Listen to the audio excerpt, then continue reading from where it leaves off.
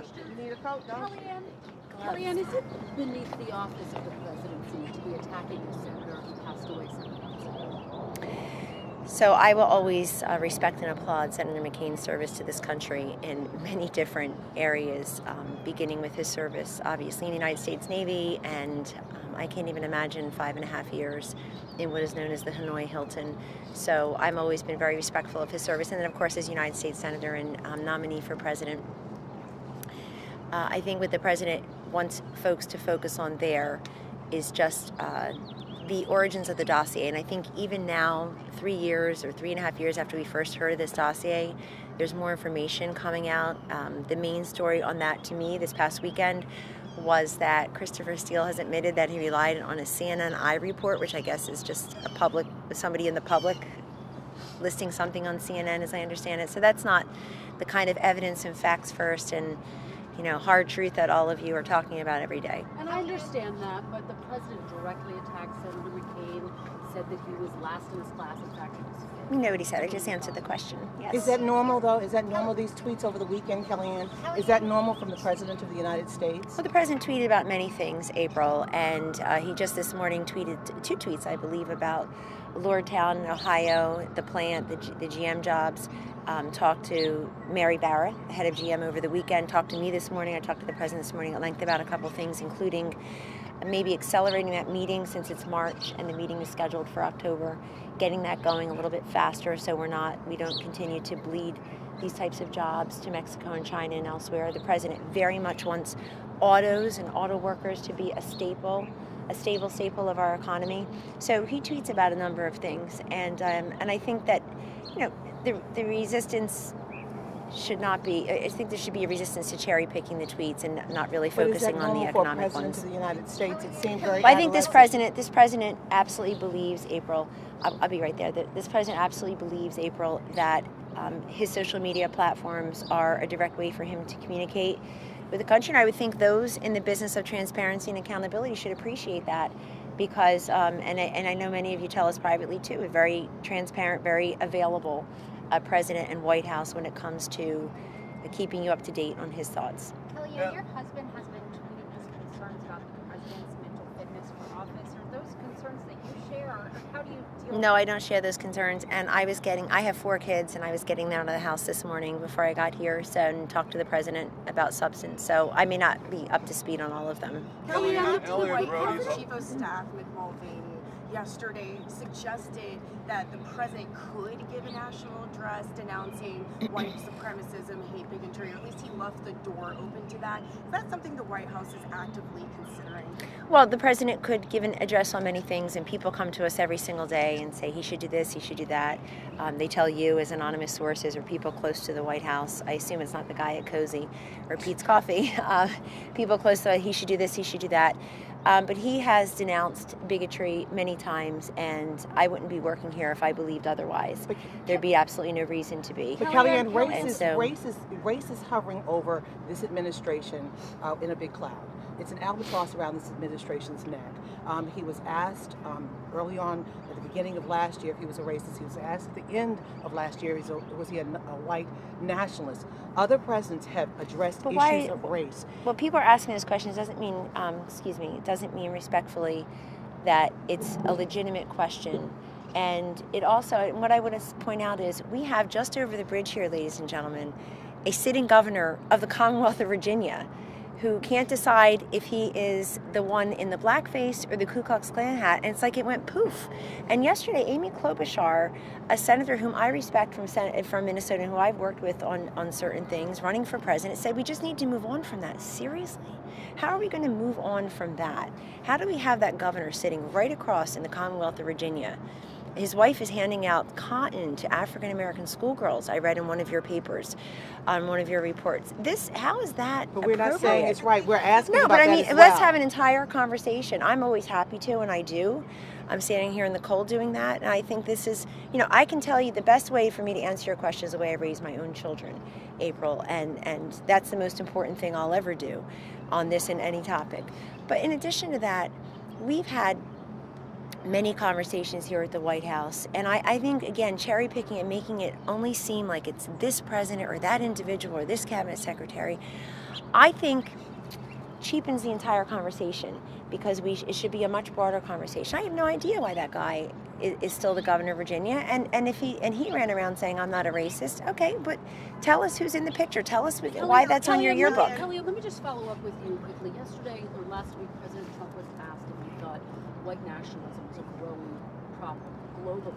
He said no, he thinks it's a small group of people, and yet his own FBI has said that it is a growing problem. Why break with his own administration?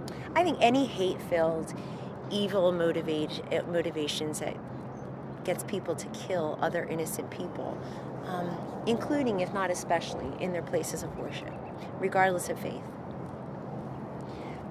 ought to be denounced. And I think one is too many.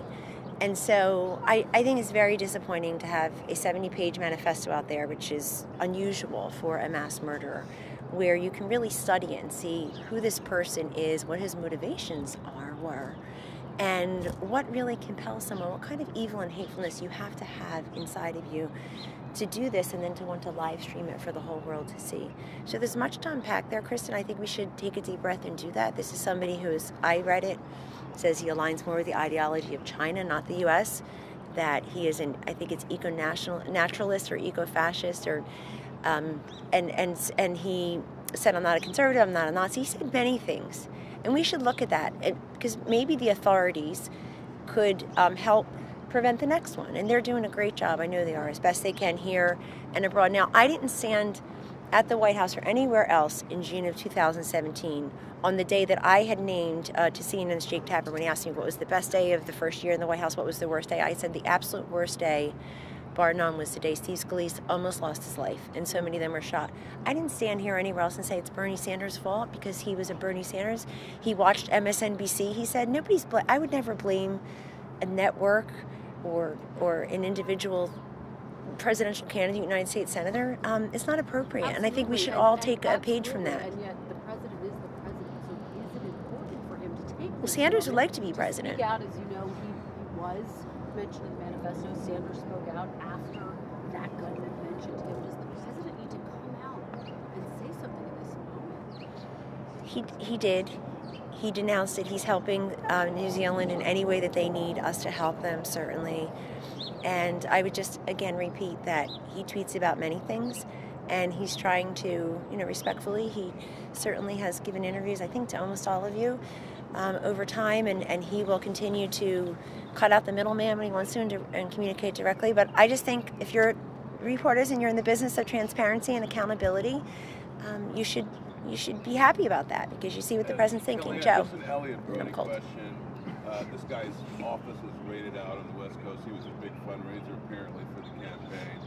There's questions about him being investigated for conspiracy, money laundering, illegal lobbying internationally. What did he do for the campaign? What do you know about this guy? And do you guys have anything to worry about?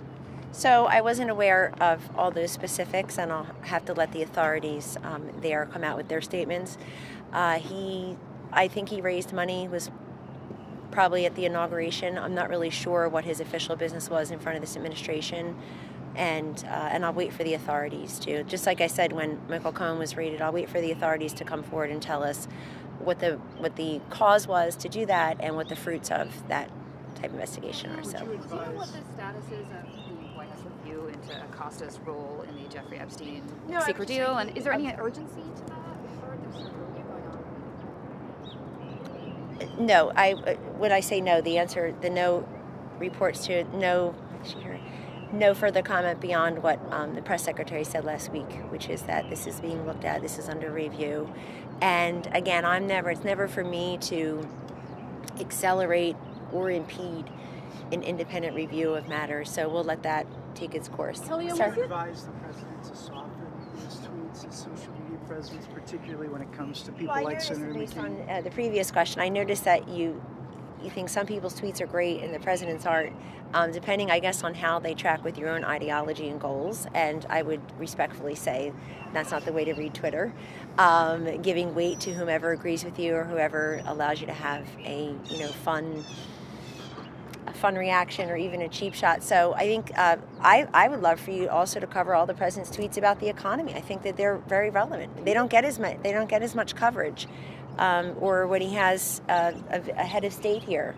Those pictures are up there so. This president got elected because he's bold and he's different and he communicates directly with folks, and people absolutely wanted a non-politician and got that. And you see all these other politicians running against him now, and I don't know how they're going to distinguish themselves, but that's their problem. But I know the man I work for, and I know how he is to a boss for me, and I know what he's trying to do for this country, and I see him publicly, but then privately with people, and how he's trying to help a lot of Americans and has with this great economy. He's got 9 autos o'clock meeting. on his mind quite a bit. Sorry? He's got autos on his mind at General Motors. Are you expecting any updates on the autos tariffs anytime soon? Possibly, but I certainly am not going to make that announcement. But I think it's really important that you're asking the question. I got an earlier question that I answered about, because I happened to discuss this with the president this morning. He obviously talked to Mary Barra this weekend and tweeted twice today about GM. The president wants our auto industry, our U.S. auto industry, to be vibrant, to be robust. You see it headquartered in many states. I happened to be in a trade meeting the other day where the president was talking to the 2 United States senators who represent Tennessee, which has a very large U.S. auto presence in that state. So he would like autos to continue to be and to grow as a stable staple of the U.S. economy and the job and growth creation. And when he hears we're going to meet with the UAW in October and it's March, the businessman, non-politician, says, well, why can't you meet in April, or why can't you meet tomorrow? So I think that is a fair question, and that he will continue to talk to Mary Barra and other members of either the unions or people who want to talk to him, the heads of the autos. You know him, he's always working the phone. Many people come here to visit. When you talked to him, he didn't mention tariffs this morning. Thank you. We got to go. I didn't discuss that with him. Thanks.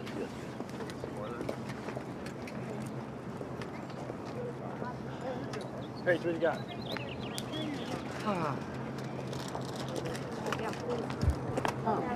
she get into your dot? Oh, no. Hey.